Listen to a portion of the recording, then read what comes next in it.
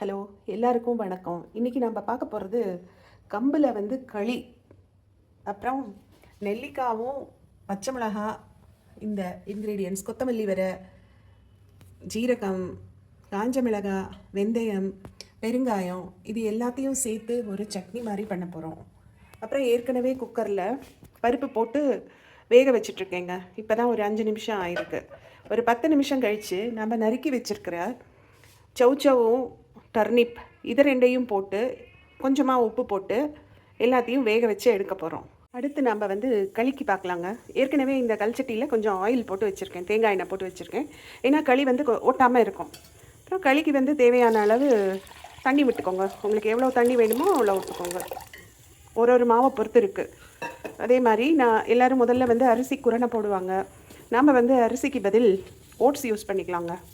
ஒரு 2 spoon oats போட்டுக்கிறேன். முடிஞ்ச அளவுக்கு இந்த சுகர் இருக்கிறதுனால எப்படியெல்லாம் நம்ம சத்தான ஆகாரம் சாப்பிட முடியும்னு தான் பார்க்கணுங்க. டேஸ்ட் வந்து செகண்டரி தான், இருந்தாலும் இது அருமையான டேஸ்ட்டாக தான் இருக்கும். தண்ணி கொதிச்சிடுச்சு. அடுப்பை சிம் பண்ணி வச்சுக்கலாம். வச்சுட்டு நம்ம எடுத்து வச்சுருக்கிற மாவு இருக்கு இல்லையா, கம்பு மாவை, அதை அப்படி கொட்டிக்கோங்க. கரண்டி போட்டு தான் வச்சுருக்கணும் எப்போவும் களிக்கின்றதுக்கு. இது வந்து ஒரு 2 மினிட்ஸ் இல்லை ஒரு 5 நிமிஷம் இப்படியே இருக்கட்டுங்க.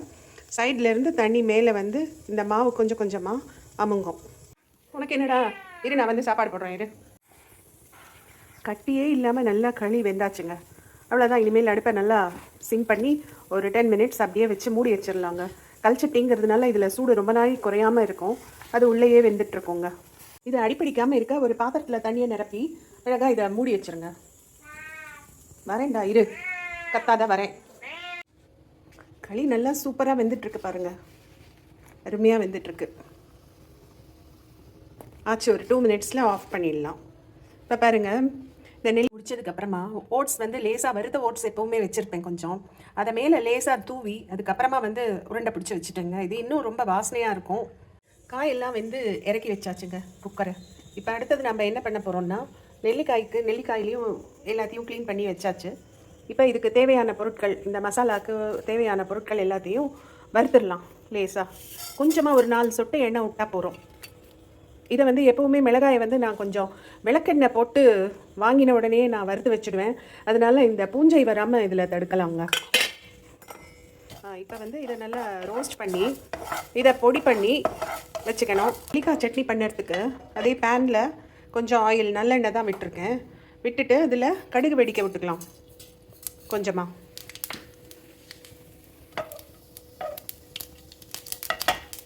கடுகு நல்லா வெடிக்க விடணும். அப்போ தான் நல்லா வாசனையாக இருக்கும். அப்புறம் இப்போ நம்ம அரைக்கல, இதை ஜஸ்ட்டு கையாலேயே மசிச்சா இந்த மசிஞ்சிருங்க நல்லா. இந்த விதைகள் எல்லாத்தையும் எடுத்துகிட்டு வச்சுருக்கிற இந்த நெல்லிக்காயை போட்டுக்கலாம்.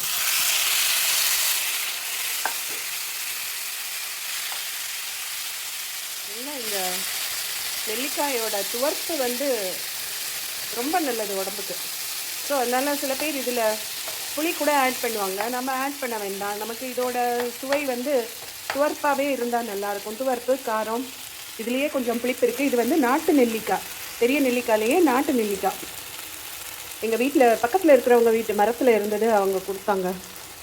ரொம்ப நன்றி அவங்களுக்கு. இப்போ நம்ம அரைச்சி வச்ச மசாலா எல்லாத்தையும் இதில் போடுறோம். போட்டு நல்லா வதக்க வேண்டியது தாங்க. நான் வந்து இதில் போடும்போதே உப்பையும் சேர்த்து இந்த மசாலாவோட உப்பு, பெருங்காயம் எல்லாத்தையும் அரைச்சிட்டேன். அதனால் வந்து தனியாக இப்போ உப்புன்னு ஒன்றும் போட வேண்டாம். இது நல்லா கெட்டியாக கிளறி எடுத்து வச்சுக்கோங்க. இதை ஊறுகாயாக வேணாலும் யூஸ் பண்ணலாம். சட்னின்னு சொன்னால் சட்னி. இதை வந்து இப்போ கூட்டு நம்ம சாப்பிடும்போது ரைஸ்க்கு நீங்கள் பிசைஞ்சு சாப்பிட்லாம். ரொம்ப சூப்பராக இருக்கும். ரைஸ்க்கு பிசைஞ்சுன்னு அந்த கூட்டை நம்ம தொட்டுண்டு சாப்பிட்லாம். கூட ஒரு அப்பளம் இருந்தால் போகிறோம், வேறு எதுவுமே வேண்டாம். ஹெல்தியான ரெசிபி. அவ்வளோதாங்க. நல்லா சுருண்டு வந்துட்டு முடிஞ்சுது. நேற்று பயங்கர ஹெவியாக ஃபுட்டு சாப்பிட்டுட்டேன், ஐயோ சுத்தமாக பசியே இல்லை அப்படிங்கிறவங்க இந்த மாதிரி ஒரு சட்னியை செஞ்சு சாப்பிடுங்க. நீங்கள் வதக்கும் போதே இந்த வாசனை உள்ளே போய் உங்களுக்கு பசி, வயிறு சவுண்டு கொடுக்கும். சாப்பிட்றலாம், சீக்கிரம் சாப்பிட்றலாம்னு. நெக்ஸ்ட்டு நம்ம கூட்டுக்கு அரைச்சிடலாம் வாங்க. காய்கறி, பருப்பு எல்லாமே நல்லா சூப்பராக வெந்திருக்குங்க. இதில் அடுப்பில் ஒரு பாத்திரத்தை வச்சு தாளிச்சிடலாமா. நல்லா எண்ணெய் காஞ்சாச்சு. கடுகு போடுறோம். இப்போ இதில் வந்து கடலை சொல்ல மறந்துட்டேன். இந்த நிலக்கடலை, வேர்க்கடலை இதை போட்டால் இன்னுமே கூட்டு, எந்த கூட்டாக இருந்தாலும் வேர்க்கடலை தாளித்து கொட்டுங்க, ரொம்ப சூப்பராக இருக்கும். கடுகு கொஞ்சம் வெடிக்கட்டும். ஏன்னா எப்போவுமே வெடித்த உடனே போட்டால் தான் உங்களுக்கு வாசனை வரும் நல்லா. இல்லாட்டி அந்த பச்சை கடுகு வாயில் கடிப்பட்டால் நல்லாவே இருக்காது. இப்போ பாதி வெடிச்சிட்டு இருக்கு இல்லையா, பாதி வெடிச்சுட்டு இருக்கும்போதே நம்ம போட்டுடலாம். இல்லாட்டி கடுகு தீஞ்சிடும். ஏன்னா நான் வச்சுருக்கிறது ஸ்டீல் பாத்திரம்.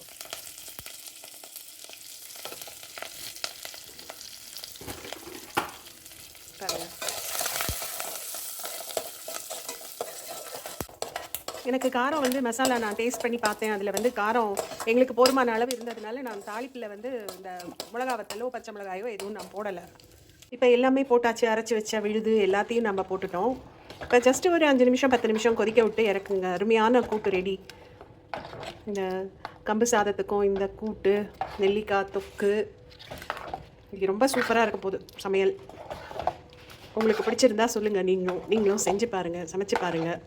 சந்தேகம் இருந்தால் கமெண்ட் பண்ணுங்கள். உங்களுக்கு பிடிச்சிருந்ததா இல்லையா இந்த சமையலுங்கிறத கமெண்ட்டில் நீங்கள் போடுங்க. ரொம்ப சந்தோஷப்படுவேன்.